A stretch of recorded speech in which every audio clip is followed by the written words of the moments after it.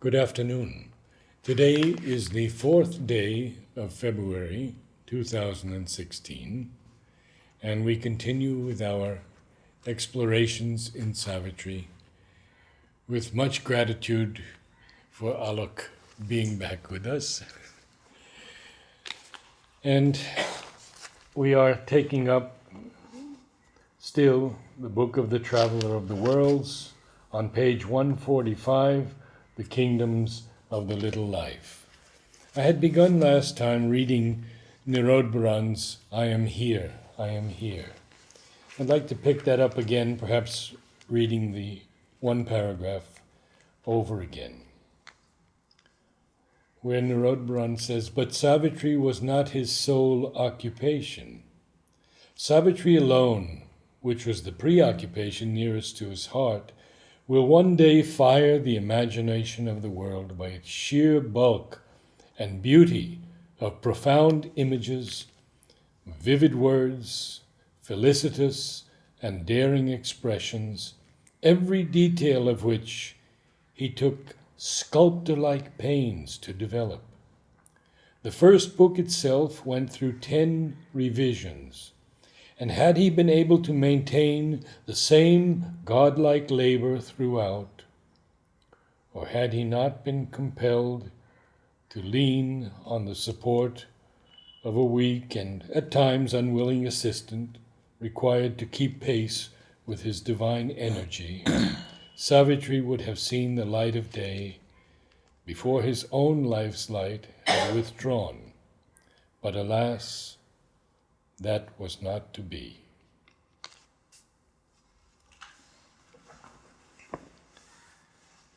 This last bit reminds me that every time Sri Aurobindo withdrew from a certain field, he established the Divine Mother's power there. So before he withdrew from the Indian political scene, he had already established India as the Shakti, Mother Durga in the heart of people, and he knew that the rest will be worked out over a period of time. Then when he withdrew from the collectivity which was gathering around him for hastening the supramental advent, he placed in the midst of humanity, in the heart of humanity, the Divine Mother herself. Yes. And when he, as Nirodha says, seemingly withdrew from the gross material field or the field of our senses, he placed in the hands of humanity Savitri. So this is always we see Sri Aurobindo going in the background and placing something else in the midst of us. And these three are indeed the fulcrum. If we see, the mother, of course, the Divine Mother is the core and the base of the new creation. India, the mother, has a great role to play in the future life of humanity. And Savitri, is, as he said, that the Gita will yet liberate humanity. We may say that Savitri will prepare humanity for the eventual transformation. So that's how we are so beautifully interconnected. So one of the problems when we speak about spiritual life, spiritual existence, spiritual metaphysics is to transcendently create not just a divide, but oversimplify things by saying, well, there is matter and there is spirit, there is body and there is soul. But there is much in between. And that much in between deeply influences our life, our everyday moment of living. There's a whole play of forces, and particularly in integral yoga, it is important to reckon these forces. It's not a world-shunning spirituality that we take no cognizance of the world forces at play, simply withdraw into a quiet solitude and feel the bliss of the infinite. We have to know the forces through which the present world consciousness moves and how they react to the new consciousness. So all this is a part of the play. And so we see the great significance of particularly this book, The Traveler of the Worlds. Because this reveals to us all the various components, energies, forces, beings, which are part of the mid-world. Because normally we divide things into black and white, but there is a lot which is grey. These are the mid-worlds, the vital worlds and the early mental worlds. Later, higher mental worlds are the bright kingdoms, but the kingdoms of the little mind belong still to the gray zone. And so too many of the vital worlds are mid worlds. They belong to the gray zone. Below are the dark worlds which dip into the subterranean. But he gives us a picture so clear, Yes, so clear. of those worlds and of the evolutionary thrust, Yes. and how it begins in those worlds. Their role and purpose in evolution, Yes. their impact upon human life, and their place in the total scheme of things, and also the resistances they offer to further evolution. So all this in one single panoramic view. That's the beauty of Sri Aurobindo. And we read last time about how humanity experiences life in its early primitive beginnings. But we must, as Sri Aurobindo says, the primitive is not defined by either the dress one wears or the place one belongs to. It's defined by a certain state of consciousness. And that continues to linger under more modern garbs. So here we have this interesting, these lines which we had read, at which we stopped. Yeah, I think we could start with, or he lived as lives the solitary brute. Yeah, no, we have two more lines above. In Okay. others, than his kind, he sensed Yes. a foe. So there are people who are extremely afraid of strangers, of everybody. Now, at an animal level, where this world really expresses itself, is very natural. You see, all animals, they have within themselves a kind of innate fear. They live by fear. Even a tiger lives by fear. So if you go too close, it tries to keep you away. Even snakes, they could easily kill, but they try to keep away. But if you step, it'll bite. So it's an instinctive reaction. Now, it's very normal and natural at their level because they need to survive too. But at a human level, it becomes very abnormal and can be the cause of much suffering and disaster, this kind of a paranoia. And very often, it has a direct relevance to at least my field in psychiatry. I see very often that as the degeneration starts or regression of consciousness, one can enter into these worlds of intense suspicion. And it's one of the signs that things are not all right. It's very interesting that people have documented this about great kings also. There was a famous king called Kansa in Indian mythology who toward the end became so suspicious that he wouldn't trust even his closest lieutenants. Same thing we see in Hitler's life. And Stalin's. They couldn't trust even the person who was closest. So this is right from the lower vital worlds and the lowest vital that these things spring up, these kind of thoughts. So Is it dominated by fear? fear. Basically it's fear, suspicion, and then we project all our dark feelings and impulsions onto others because we look at others also in the same image. Yes. So we believe others also are trying to threaten and possess just as we feel like. So this is a very And in 15 lines, he gives it to us gives here. a description of that. In others than his kind, he sensed a foe, an alien unlike foes to shun and fear, a stranger and adversary to hate and slay. So these are the things which create incidents like, we recently had in Bangalore where a Tanzanian woman was killed. Not killed, but really badly mauled. And, because another African had gone half an hour before who crushed a man to death. So he escaped. But the anger went on to this Tanzanian woman who probably had nothing to do with anything. Yeah. So this is like other than his kind. So this is the rule of the pack. It can go to any extent. People who hold the same surname, people begin to feel affinity with them. And people from the same village, people with the same language, same custom. So they feel they are close to me.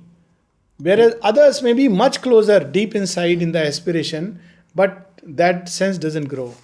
But this warped hatred Yes. of groups like Ku Klux Klan. Yeah, Ku Klux Klan. Now, of course, they are modern avatars. ISIS and all this is other than his kind. Yeah. Or he lived as lives the solitary brute. At war with all, he bore his single fate. The solitary brute. Again, we can image him. As you said, Savitri is full of images. We can image him living in a forest, having a bludgeon and wearing a animal skin. Or we can image him in more modern dress, completely alienated from the world, living in a high posh, high-rise society building, but feeling the same consciousness. Yes. This is the brute, Yes. who is always at war with everything, or he believes that everything is at war with him. Absorbed in the present act, the fleeting days, none thought to look beyond the hour's gains, or dream to make this earth a fairer world. There is a touch of divine pathos in these lines. Oh, yes. What would the divine be feeling about our humanity? We feel very great and all the time want, oh, God should do this, God should do this. But when he looks at us, what he must be experiencing? There are letters of Sri Aurobindo which are filled with this, pain of the divine, if I may use the word. In one of the letters, Sri Aurobindo writes, when someone asks him that, will humanity be saved? He says, a more important question is whether humanity wants to be saved. Yes. And then he says, does it really deserve to be saved? So it's very shocking to, a very anthropomorphic view of God and man, that God is meant to only serve humanity. But if we look at our life, much of our life is spent only absorbed in our present act and for our own gains. Who thinks about fairer world tomorrow? Yeah. I mean, And his letters to Baron, yes. sometimes they are so So, poignant. yes, touching. Even the mothers spoke that. And at one point she says, the earth will be saved, that is for sure. Yeah.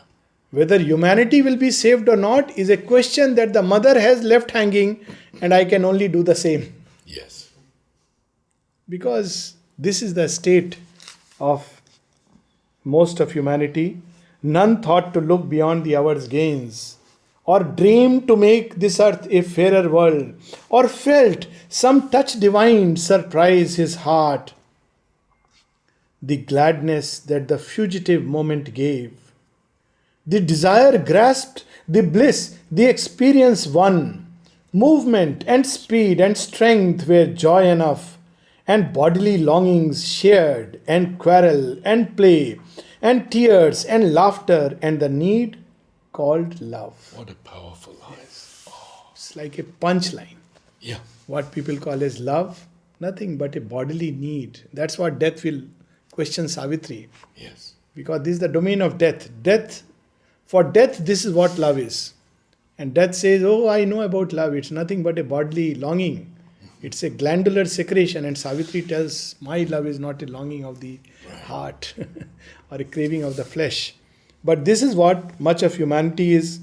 All that it lives is from so-called moment to moment, not in the highest sense of the word, but in the lowest sense of the word.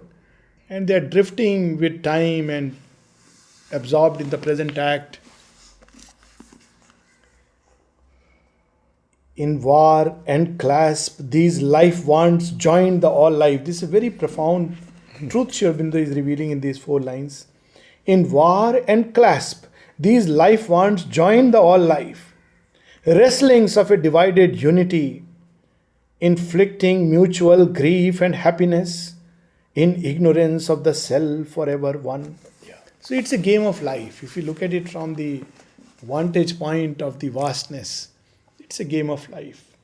So when a tiger and a deer, they are running from, one is being preyed upon, the other is a prey. So life is playing the game. In one, to the tiger it gives strength, to the deer it gives swiftness. Both are powers of life. And it says, okay, let's see. The form, of course, is involved. But it's like, many such plays people play, or even nowadays there are computer game where you are the player. There is only one player. But you have 2 sides and 2 teams and you are playing on the two teams. So something similar, all life, it stages this game so that its powers can manifest and emerge from nature's sleep.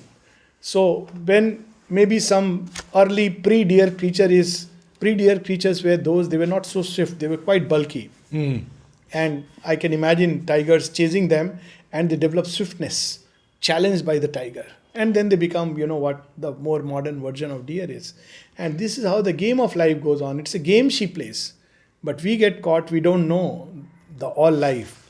So through wrestling and through love, because essentially life in an individual form instinctively seeks the all life. And there are only two ways, either to fight and defeat or be defeated, in which case it gets absorbed, or to love and in the process lose oneself. So these are the only two ways, wrestle or embrace of love. And Sri Aurobindo says that in one of his aphorisms that ultimately these are the two approaches finally to unite with the divine. One is you wrestle with him till finally he finishes you and absorbs you back into him. Of course, this is the path of the Asura, not recommended because you don't fulfill the purpose. You unite with him but without fulfilling the grand plan. And the Titan. Yes, and the Titan. The other is where you give him the embrace of love, in which case also you are crushed. The ego is crushed, but there is the delight. So these are the two ultimate movements that the soul makes. So wrestlings of a divided unity, look at this line, inflicting mutual grief and happiness in ignorance of the self forever one. So we think so and so has hurt me, so and so loves me, I love this person, but actually as Mother says, it is love coming from its source, going back to its source in another person. That's all that love is. And that's why hatred, jealousies, these are emotions which must be kept far, far away from oneself. Because ultimately, whom do you hate? Sri Aurobindo says, the hater knows not, it is himself he hates. The lover knows not, it is himself he loves. Even psychologically it is true. That we love those who reflect some portions of ourselves. And we hate those. And we hate those who reflect those portions of ourselves which we don't want to confront. Exactly. And these people image it. So we have hidden it, now they image it.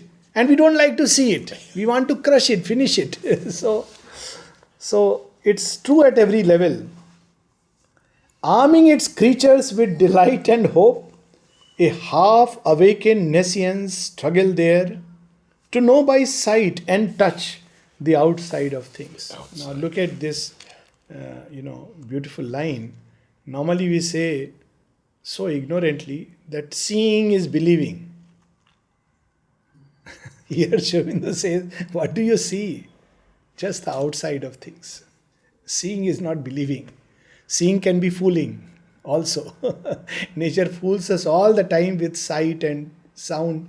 It makes us believe that we live in something very real and concrete. Yes. But it's nothing but, a kind of delusion, but so collective that we don't really realize it. Yes.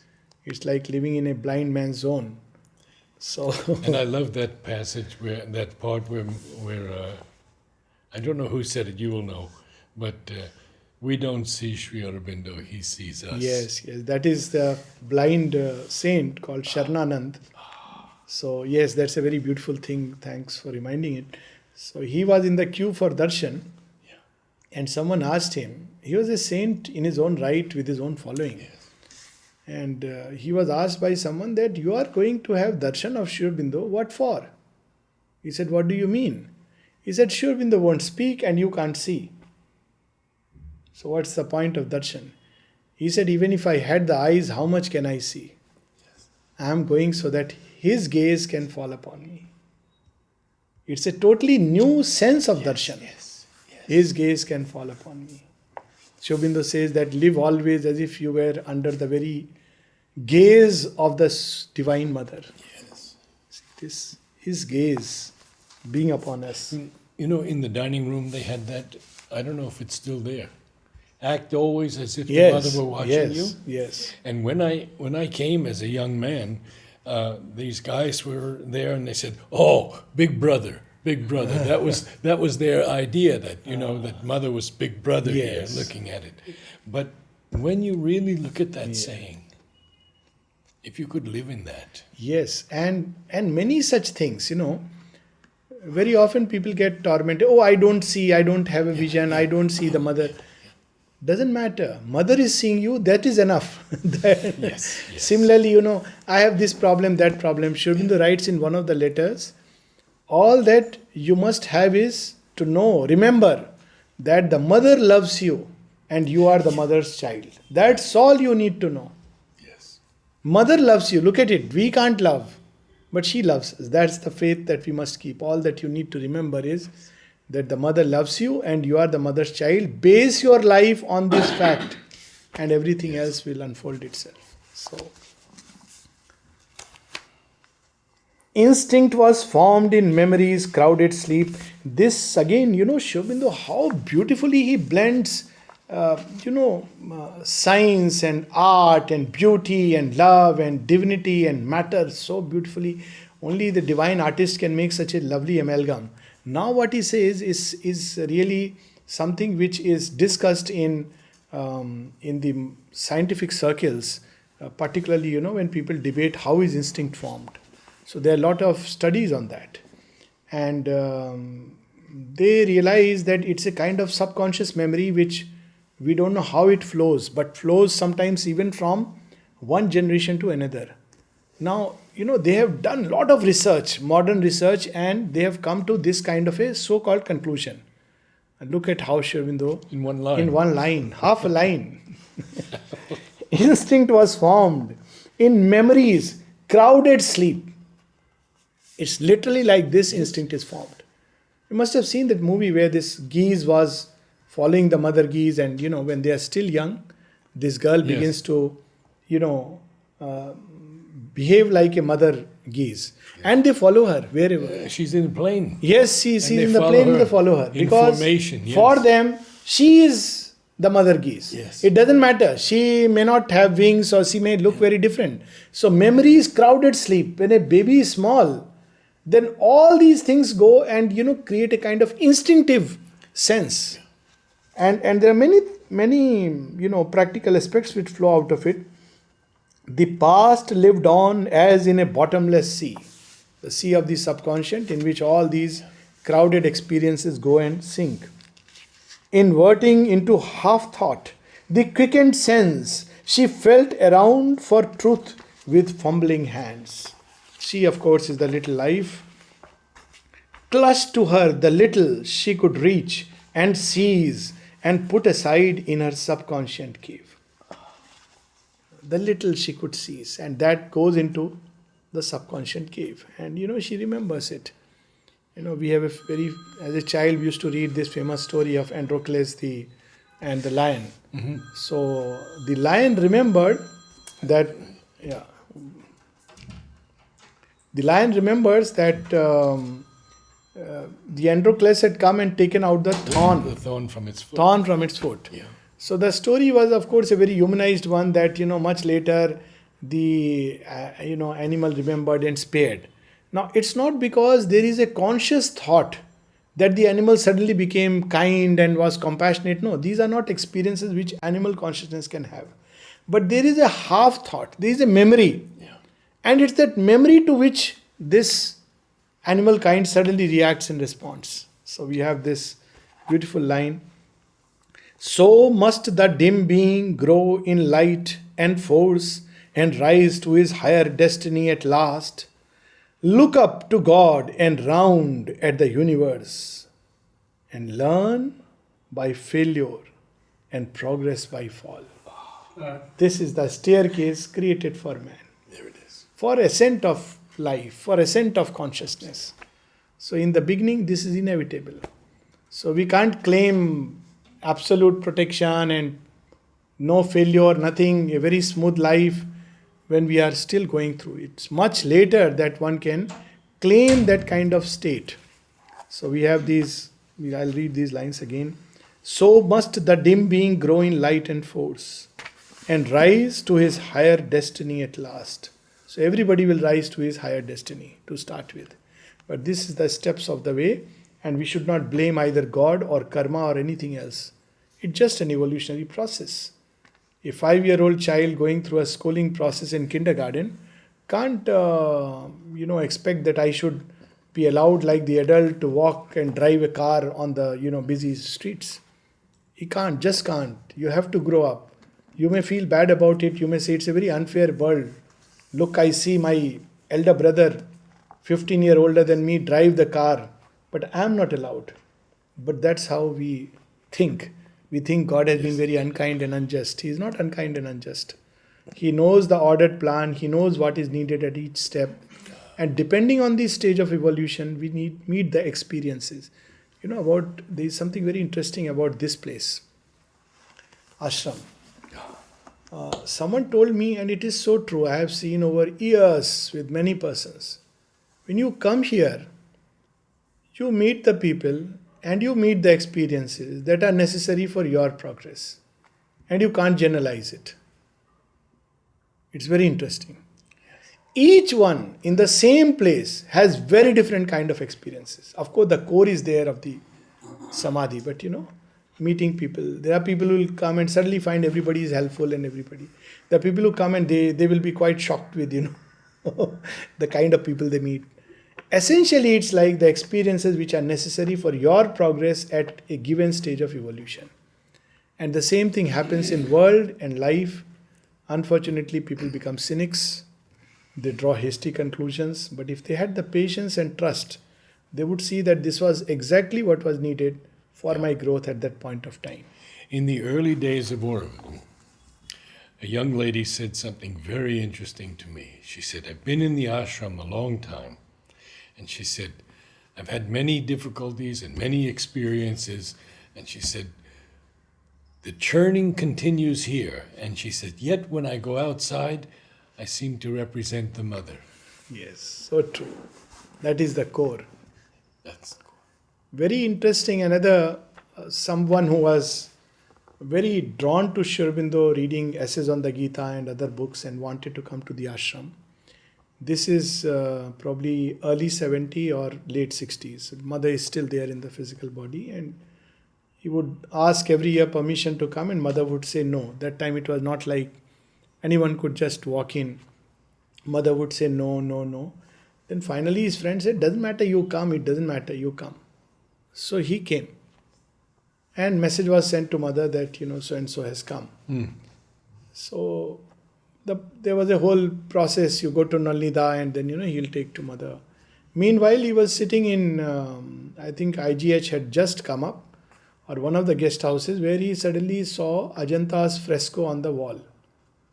And he said, have I come to the right place? What is Ajanta's fresco doing here? And he started, all kinds of thoughts began to churn into his head. And he left and went away even before the message could come. And it was mother's grace and compassion that was preventing him to come prematurely. He was not yet ready. So he couldn't understand the, So this is how one meets. Those experiences will chip us, prepare us. And it's also true in world. Here it gets intensified. I remember Aurobindo Basu, who was, for me, one of the great yogis. Yes, of course. And he wrote to Sri Aurobindo, may I come? Sri Aurobindo said, I put your question before the mother, and we agree that you should see more of the world. 16 years. And finally they let him come. Even Amal Kiran. He said, Mother, I am done with the world. Yeah. Mother said, oh, really? Are you sure? Then look at what happened. He stayed, he had to go away on his own volition. Again, another great yogi. And his love for the mother carried him so beautifully. Yeah. And yet he had to go away. For 10 years he stayed outside. He himself said, I don't think I am still ready for staying here permanently. So these experiences which come, including failure and fall, are part of the great ascent. It's just that we get too much absorbed by the moment and learn by failure and progress by fall. Who could write these lines except the divine himself? Yes. Progress by fall. Learn by failure is okay. But progress by fall? And battle with environment and doom by suffering discover his deep soul. So this is the process of evolution. So next time when we go through this, we don't have to blame anyone for it. Perhaps we have to only thank for everything that happens in our life. What we call good, what we call as bad, what we call as pleasant, what we call as unpleasant. These are surface reactions of our ignorant mind. Deep inside there is only delight. Yes. So this is how. And by possession grow to his own vasts. So this idea of possessing something is itself an ignorance. It's because we think it's other than me, so you want it. But it's not really true, because in the deepest sense, there are no two, there is no other, and anyways, as a child of the divine, you're free to be anywhere. Everything belongs to you because it belongs to the divine. So, but in our ignorance, there is a lure to get it simply because we are not aware of this deep truth. This truth of oneness and unity. So we possess one thing, then we want to possess another thing. What a painful, slow, long process. But there is another way to just discover the divine, and then everything is anyways yours, but not in the superficial sense of the word, because it's his. The famous shloka of Isha Upanishad, Isha vasyamidam sarvam yat kincha jagatyam jagat tena tyaktena bhunjita ma grida kasasudhanam. By renouncing, thou shalt have delight. Why seek, lust after another person's possession? So he is showing another way. You want to have delight by possessing all? It's a long process if you try to follow that path, and you will end up in a spiral. But another path is by renouncing and knowing that all belongs to the Lord. It's an inner process. Even whatever we may have, to remember it belongs to the Lord. So you will experience the delight which you believe that it will come by possessing everything in the universe. Often it makes us more insecure. I have seen people, when they have less money, they are unhappy because they have less money. When they have more money, they are unhappy because of more money, because now to manage that money is also a problem. And and there is of course the income tax and all these. So that is another kind of fear. So while we have, we should use it rightly and in a nice way. That's the thing given to us. And therefore what happens to this power of life? Halfway she stopped and found her path no more. That's given to it. It's foredoomed to failure. Because then only it will be pushed out of its comfort zone and spring to the next level. So it cannot be fulfilled and satisfied. It is written in its destiny. Nothing to do with one person or next person. But whoever is in this state of consciousness is bound to eventually reach a point or a wall from where one doesn't know. It's like an issueless place. Yet finished seemed, still nothing was achieved but to begin. Yet finished seemed the circle of her force.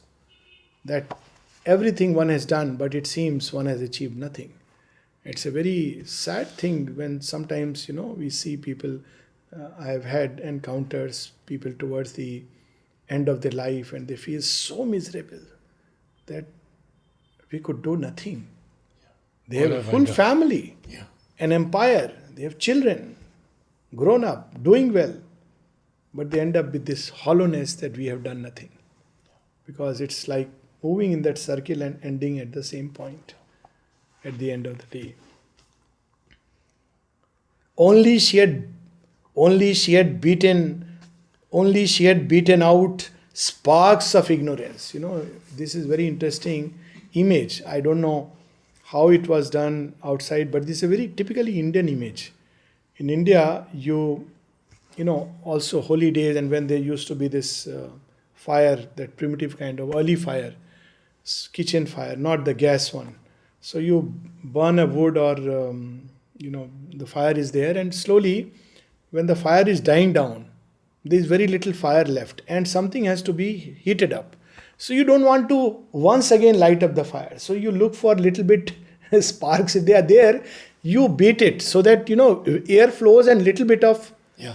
fire would come up again and possibly heat it. Otherwise, if it's done, then done. Either eat the cold stuff or reignite it. So, this beating out sparks of ignorance is a very interesting image, because I have a memory of this, as a child. So, because, it's very cumbersome to light the chula again. You don't, it's a long process, not like a gas switch on. So, if it's gone and suddenly something comes and you need to heat it, the only option is, if there is still some sparks, you beat it and possibly that will give some fire or heat. So, sparks of ignorance. Only the life could think and not the mind. It's very interesting. Only the sense could feel and not the soul. Though people use this word interchangeably. Yeah. Oh, I have this soul feeling. Another most misused word, soulmate. It's nothing but the sense mate. But and so often someone would ask Sri Aurobindo about complementary souls and marriage. Of course, Dilip Kumar Roy and Sri Aurobindo said, if you are serious about sadhana, think 50 times before marrying. Very frank view. And he says, all this talk about complementary souls is very often a ploy of ignorance to keep you tied. So it's much better to know things as they are. Don't, use terms which are superfluous. Of course, there are complementary souls, but they are so rare. And the whole world conspires to keep them away because, it's a great power. So, but to regard it every passing and fleeting attraction as a complementary soul, I mean, is Interesting that 4 lines begin with the word only, yes. Only she had beaten out sparks of ignorance. Only the life could think and not the mind. Only the sense could feel and not the soul. Only was lit some heat of the flame of life. Again, this same beating the sparks of ignorance. Like in cold winter night when people, light the fire, then towards the morning this fire is dying down.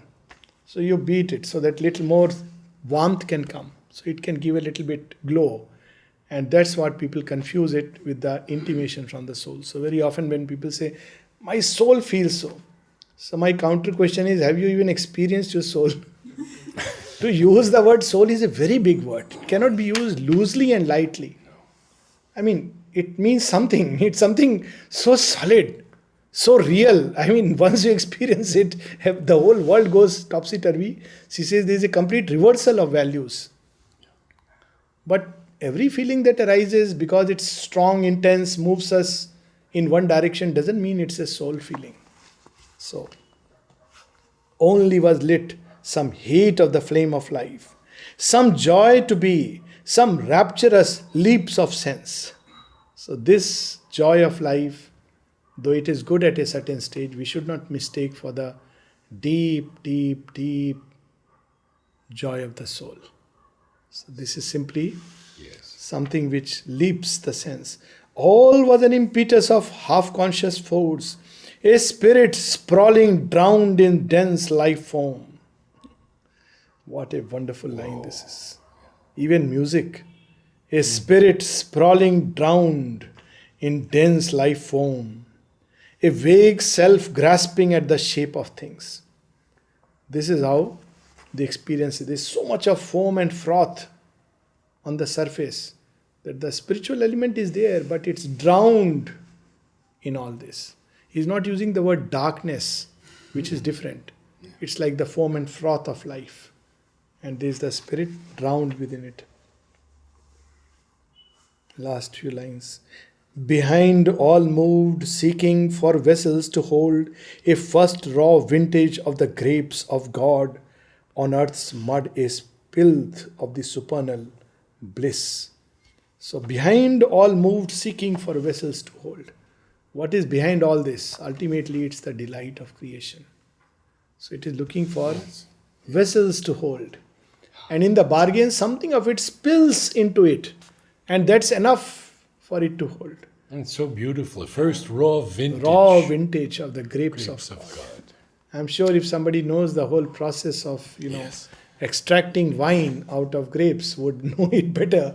That, the first stage is, of course, the grapes are uh, kind of rotting. Rotting is not the right word, but they are fermenting. Fermenting. And, that also a lot of people take it and feel some kind of intoxication. But then, if you really want the real stuff, you have to allow it to go through process. At the end, it's distilled, and then it comes like real spirit. It's called spirit. Probably the same process as extracting of the spirit. That reminds me of a very interesting joke when. No, it's very nice because very often I see this on the ashram notice board, and I remember. Mani Ben was telling me, she has worked in Golkund. Yeah. So they came here as young people, and very soon, within few days, they found on the notice board, tomorrow spirit distribution, free spirit distribution or something like that. Now it was, distribution of this spirit, which, you use for cleaning and all. So it is given as part of the prosperity chit. But when she saw it, she said, my God, this place is very advanced spiritually. Even spirit is distributed on prosperity. You just write a chit and you get spirit. And she thought that, spirit is distributed free. She said, my God, what a great yoga this is. Till she discovered that it's another kind of spirit. So, but sometimes it's very interesting and that's how the image goes of somras. The intoxicating wine, which is the wine or the ambrosia of the gods. And the other intoxicating wine, which is a mimic of the vital. So vital mimics everything, and this is one of them. This is the heady wine, which makes us more and more dizzy, disorients us, lose all our established norms and values of life. And that is the other one which liberates us, also disorients us in a certain way. We lose all the, sense of values of the mental world, but of course we get something else, which is indeed the delight. So this first raw vintage. On earth's mud is filth of the supernal bliss, intoxicating the stupefied soul and mind. A heady wine of rapture, dark and crude. That's what we were saying. Yeah. Stupefied. Yeah. Yeah. So it's a heady wine, and this is very often mistaken for the spiritual bliss. Some of these dervish, and they, of course, not all of them, but see how a thing, when it is turned into a collective movement, can become so problematic, like the Dionysians. So, similarly, in the Sufis, you will see that they move round and round, and it's one of the ways that even some Tibetan lamas, so they move round and round and round to eventually they get that experience of bliss. And then as they move in this constant movement, they experience a kind of inner joy, and they are intoxicated with it. And there are a lot of things written around this experience. But actually, initially, it's not the spiritual substance that comes. It is the vital movement churning. Yes. And the joy which is in this corner, that corner, this suddenly comes to the surface.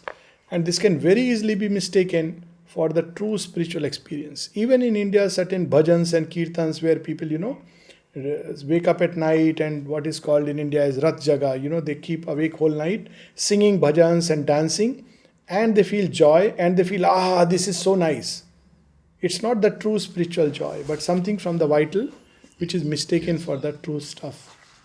So here we see that it's a heady wine of rapture, dark and crude, dim, uncast yet into spiritual form, obscure inhabitant of the world's blind core, an unborn Godhead's will, a mute desire. This word desire with a capital D, is a master stroke, because a lot of people believe that this world is the creation of desire. It takes that semblance when creation begins. But deep inside, it's not desire, but delight, which is looking for instruments for it to be held. So we'll stop with these few lines. behind all moved, seeking for vessels to hold. A first raw vintage of the grapes of God. We know these grapes, incidentally, the mother has given the name Ananda. Ananda. So it's even technically, literally, spiritually. So, many of the flower names which mother has given, Sri Aurobindo has given identical names in another context. Yes. This is one of them. Very true. Yes. Again, divine love flower, Yeah. rose. Yeah. So Sri Aurobindo has given the similar names, of course, not to so many flowers, but to whichever he has given the name, it's exactly identical. This is here, we read one of them, grapes of God. What are the grapes of God? Mother has given the name Ananda to grapes. And from that, the first raw vintage is this crude and heady wine. On earth's mud is filth of the supernal bliss, intoxicating the stupefied soul and mind. The soul is stupefied because it's fallen into a dense field of ignorance. A heady wine of rapture, dark and crude, dim, uncast yet into spiritual form, obscure inhabitant of the world's blind core, an unborn Godhead's will, a mute desire. So we'll stop here.